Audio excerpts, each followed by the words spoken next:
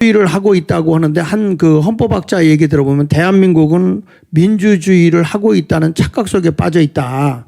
하나 넘겨줘 보시면요. 왜 그러냐면 민주주의의 요건은 국회의원이나 법관, 관료들이 자기 통치 능력만을 믿고 민주주의가 이루어지고 있다고 착각하고 있다는 거예요. 그런데 보면은 전부 다 위장, 탈당, 쪼개기, 뭐 입법 독재 뭐 이런 것들을 그냥 서심없이 한다는 거예요. 그러니까 어떤 거라든지 논리적 대항할 만한 거 없고 그냥 무적정 맹목적으로 쫓아가고 있는 이런 모습을 보면서 민주주의가 아니다 그러면서 하나 더 넘겨보면 재밌는 말을 했더라고요. 그게 무슨 얘기냐면 대한민국은 민주주의가 아닌 민두주의다. 민두주의, 머리두자.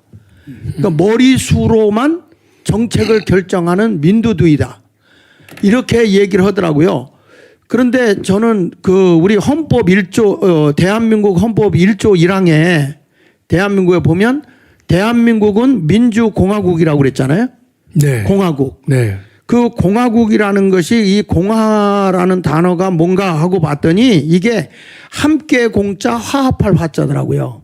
그러니까 함께 책임과 공동체를 이루어서 나간다는 뜻이기 때문에 이 민주공화국이라고 하는 게 소수의 당의 의견도 신중하게 받아들이고 그리고 서로 의견을 조합해 가지고 하나가 돼서 대한민국을 이끌고 가야 되는 것인데 지금은 우리나라는 공화민주주의가 사라졌다는 거예요. 대한민국은. 네. 공화민주주의가 사라지고 머리 숫자로만 모든 걸 결정해 버리니까 네. 지금 보면 다 탄핵 이런 식으로 가는데 그 알렉시스 토크빌이라는 사람이 1830년도에 미국에서 보고 미국의 그걸 보면서 야, 이 모든 걸 다수결로만 결정하게 되면 그 어떤 그 단체가 크게 될 경우에는 이게 민주주의가 아니라 이거는 하나의 독선에 더 가까운 개인이 할 때는 개인이 독재로 할 때는 개인을 제거하면 되는데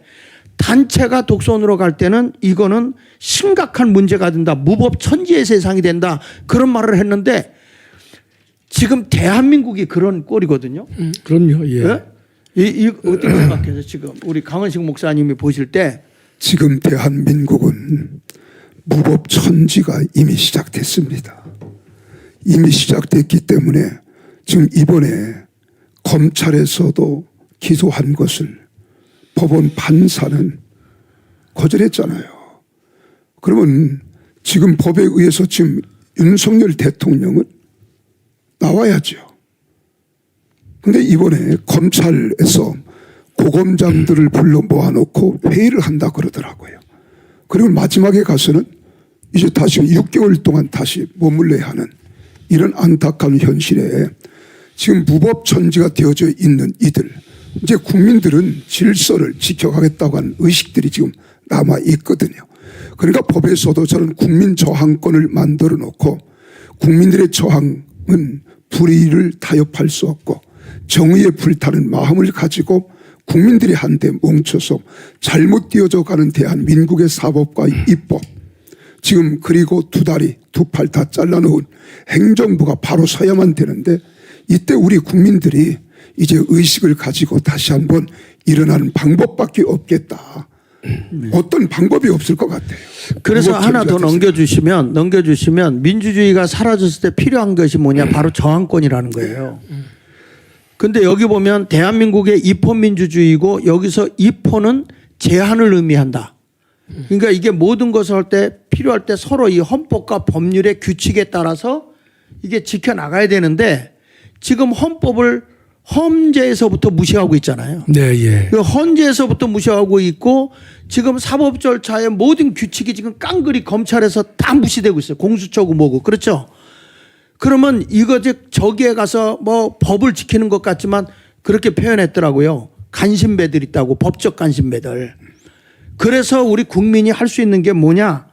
이렇게 했을 때 할 수 있는 거는 딱 하나다. 대한민국의 모든 법을 무너뜨렸기 때문에 대한민국의 민주주의의 그 모든 기준을 잡아주는 헌법과 법률 구축을 저들이 깡그리 무너뜨렸을 때는 국민이 할 수 있는 것은 딱 하나밖에 없다.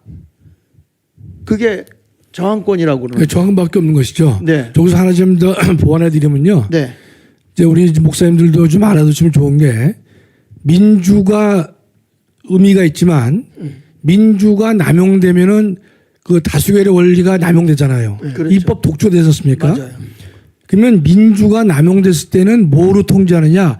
법치로 통제하려는 것이 우리의 기본 원리입니다. 그렇죠. 법치. 예. 그러니까 민주당이 입법 독재라고 있잖아요. 예. 이거를 우리 헌법은 혹여 있을 수 있기 때문에 법치로 통제를 하려고 하는데 예. 법치까지도 완전히 무너져 내린 무너져 거예요. 버렸죠. 네. 따라서 저 제목 중에서 민주주의가 사라졌을 때라는 말을 다른 말로 말하면 예. 민주와 법치가 모두가 사라졌을 때 네. 이렇게 하시면 더욱더 이제 매력적이 되는 것이죠. 네. 거기 보니 헌법과 법률 규칙을 다 이게 무너뜨렸을 때 얘기하거든요. 네, 이거? 네, 네. 그래서 저희가 지금 뭐 제가 그제 토요일 날도 뭐 연설에서 말씀드렸지만 미국의 제퍼슨 대통령이 뭐라느냐 불의가 법이 될 때는 저항이 의무가 된다. 네. 그러니까 불의가 법이 된다는 말은 불의가 일상화되고 있다. 일상화. 네.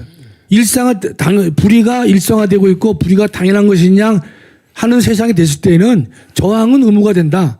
이렇게 얘기를 했거든요. 그는 기본적인 상식을 제퍼슨 대통령이 이제 확인한 것을 불과한 것인데 그런 의미가 이제 말씀하시는 이제 저항권이 바로 저기에 해당된다고 보는 것이죠. 네. 그러면은 우리 김학승 교수님, 네.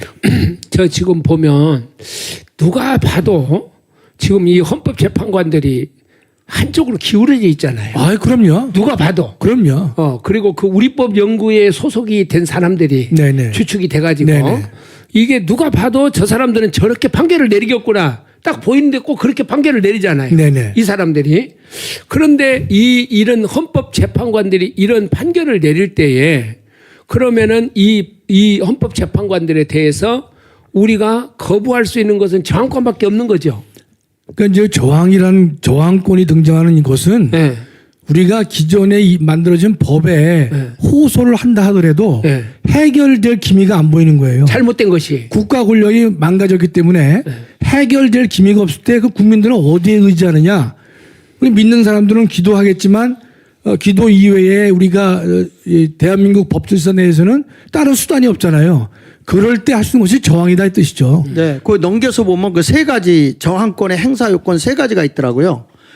국가기관의 권력 행위에 대한 불법성이 명백할 때. 네, 불법이 명백해야 되는 불법이 것이죠. 명명할 때. 두 번째는 다른 구제 수단이 없을 때. 그 불법에 대해서 다른 법적 절차로 구제 방법이 없게 되는 경우에요. 네. 그러니까 예. 지금 윤석열 대통령이 공수처에 의해서 불법적으로 지금 감금이 되어 있지 않습니까? 그렇습니다. 예. 네? 예. 그러니까 이것에 대해서 다른 구제 수단이 지금 없죠. 네. 그럼 우리가 저항하는 거 아닙니까? 그렇지. 저항권이 최종적인 유일한 수단일 때만 이게 가능하다고 하는데 지금 옆에 보면 진정한 법의 집행과 해석은 의지, 집행하려고 하는 의지와 이성, 이게 뭐냐면 상식적인 의지가 완전해야 된단 말이에요. 우리가 누가 보더라도 지금 우리나라 법을 집행하는 지금 이 공수처라든지 또 헌재라든지 아울러서 지금 검찰 이런 데 보면 우리가 이성적으로나 상식적으로 이해가 됩니까? 홍 목사님.